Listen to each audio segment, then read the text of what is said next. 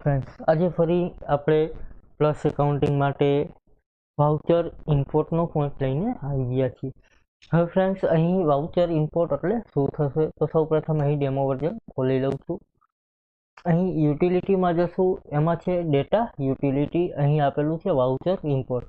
હવે ફ્રેન્ડ્સ, અહીં તમે ડાયરેક્ટ સોફ્ટવેરના વાઉચર ઇમ્પોર્ટ કરી શકશો, અથવા તો જે વાઉચર છે તમને બાય ડિફોલ્ટ મળે છે, દાખલા તરીકે એમેઝોનમાંથી અથવા તો અધરવાઇઝ એવા સોફ્ટવેરમાંથી કેટલાક વાઉચર મળે છે, એના વાઉચર તમે ઇમ્પોર્ટ કરી શકશો.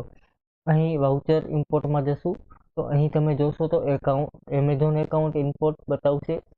ત્યાર પછી DOS એકાઉન્ટ એટલે કે વર્ડ ફાઇલના જે એકાઉન્ટ હશે, એકાઉન્ટ માસ્ટર, એ અહીં ઇમ્પોર્ટ કરી શકશું. ત્યાર પછી ગોદરેજ એકાઉન્ટના છે. ત્યાર પછી નેસલ જેવી વિથઆઉટ સ્ટોક આપેલું છે.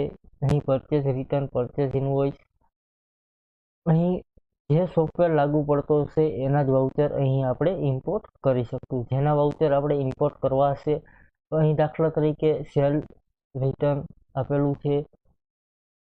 અહીં નેસલિટનો સોફ્ટવેર છે, તો અહીં જ્યાં ફાઇલ હોય અહીંયાથી આપણે સિલેક્ટ કરવાની રહેશે. ફાઇલ સિલેક્ટ કરી અહીં સિલેક્ટ કરીશું.